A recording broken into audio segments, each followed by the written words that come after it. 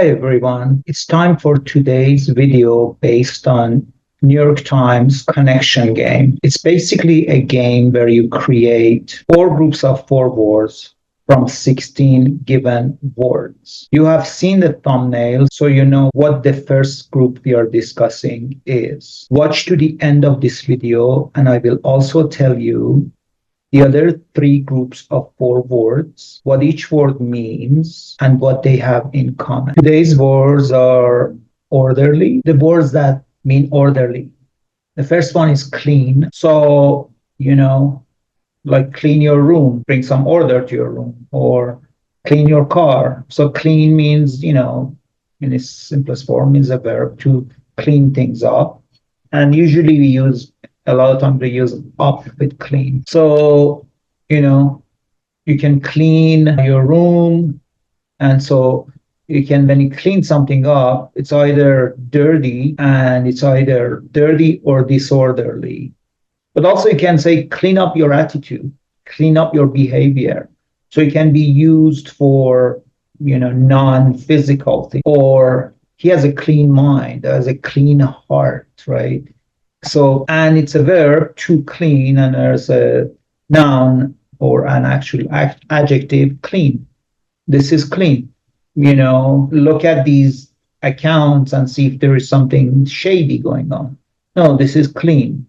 So, and then we have clean up, as I said, means to clean. So the next word for orderly is neat. And neat again, that's neat.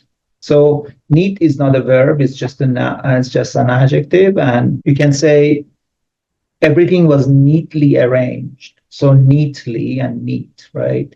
Wow, that house was really neat, as in it was really orderly. It was well organized. But then neat can be also an expression.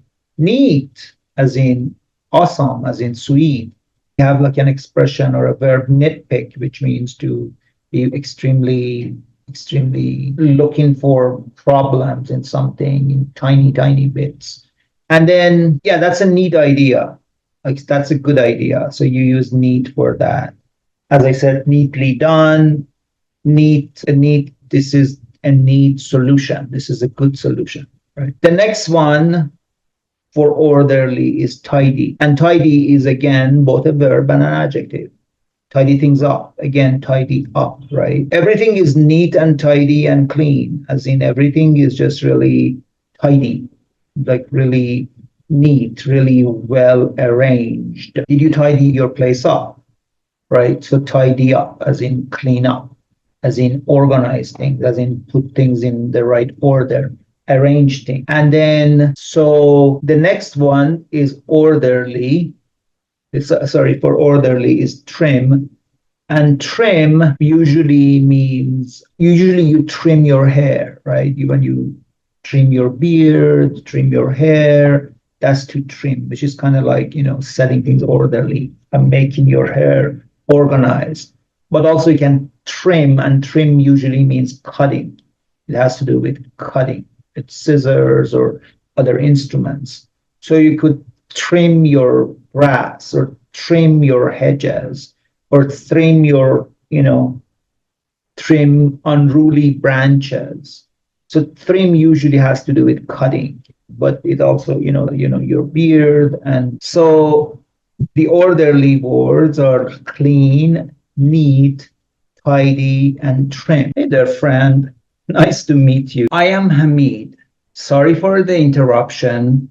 If you are enjoying this video and are looking to take your English fluency and vocabulary to the next level, I've got something special for you. I offer personalized one-on-one coaching sessions tailored to your unique goals and interests. Whether you're focusing on grammar, vocabulary, pronunciation, or all around communication skills, I'm here to help you master English in a way that's fun and effective. Ready to elevate your English? Click on the link in the description below to book your session with me today. Let's embark on this journey to English mastery together. Don't forget to like, share, comment, and subscribe for more tips and tricks on mastering English. Thank you. Now let's go back to our video. The followings are augmentative prefixes. That means that they're prefixes that make something really huge. So hyper, right? Hyper is the first one, and hyper, that is hypersensitive. That information is hypersensitive. It's super sensitive. You are hyper intense. You're too intense. I am hyper, and then you can even use hyper alone. He was so high. He was just really intense. He was really overreacting, right? Hyper vigilant. So vigilant is somebody who's like watching out, but hyper vigilant, like, oh, like you completely like just really engrossed in watching something. And then we have things like hyperbole, which has nothing to do with this, but hyperbole means that like an idea about something. I have a hyperbole, like I have a expectation, I have a guess. Another augmentative prefix is super. I mean, super, as you know, super is really, really used a lot commonly. Superman, right? That's a super neat idea. That's a great idea. Super duper is also, like super. So then, but remember, if you have supper is supper, that's dinner, right? But also you can use super again on its own, like hyper. But super is usually, it's like for something excellent. Wow, your parents are coming to your wedding, super, right? And then I am super happy to see you. That makes me super angry. Like it just makes it much bigger. The next one is Uber. Now, Uber, other than this taxi these days, Uber is not used a lot. It's a German word, but we use it like rarely in things like he's uber talented, like he's super talented. And it's funny because you can't use hyper and super in the same place, right? You can say somebody's super talented, uber talented, but you can't say hyper talented. Hyper doesn't come with that. Hyper usually comes with emotions. Yeah. So the next one for augmentative prefixes is ultra. This is ultra sensitive, right? You can say super sensitive, ultra sensitive, uber sensitive, ultra. Ultra means, again, you be ultra careful out there. Be hyper careful, be super careful, be uber careful. You can say that. Uber, I wouldn't use it really, but ultra careful. And then, of course, we have ultraviolet, which is, the color in the rainbow. But so, yeah, ultra is also another. These are all the words that are about becoming larger. So balloon, of course, something is ballooning. Expanding, right? This idea is just ballooning. So balloon itself means the thing that the child carries, that's a balloon. Or it could be, the big ones that go in the sky and you sit in them. But something becoming larger is also population of China ballooned, like it went really big. So the way you write balloon is BALLLOON. And then, so balloon can be a verb, which is like getting bigger, or can be just an object, like the thing that the child carries. Mushroom is another thing for become larger. This idea just mushroomed everywhere. So mushroom in its simplest form is a noun, is the vegetable type thing that you eat. But mushrooming means becoming larger or getting distributed. This idea just mushroomed and went out of control. Snowball is another thing for becoming larger. Snowball is, ball of snow, snowball. But something snowballing. So these are all verbs, right? Snowballing. Like something is gathering momentum and gathering mass. That idea just snowballed into huge international fever, right? Snowball. We have expressions like snowball chance in hell, which means, it's very unlikely. But snowball, snowballing means basically things getting super big. And then another one for become larger is swell. And swell, it's like when your body actually has swelling, it swells. So swell means, especially your body parts becoming bigger. Or you have a swollen cheek or something. If you have toothache, you'll have a swollen cheek. Swollen, it comes from swell. And a swell is used as a slang, as an adjective. Swell. That's a great idea. Swell. Like you really like an idea. I'd say swell. These last four are the items in classic kids games.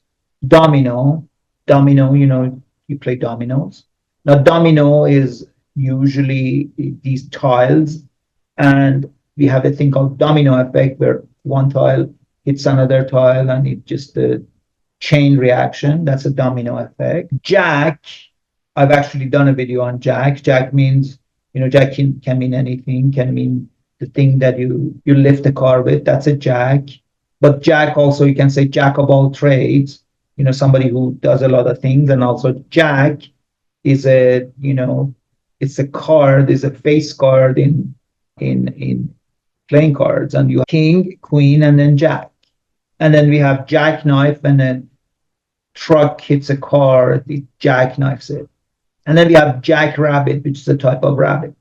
The next item of a classic kids game is marble.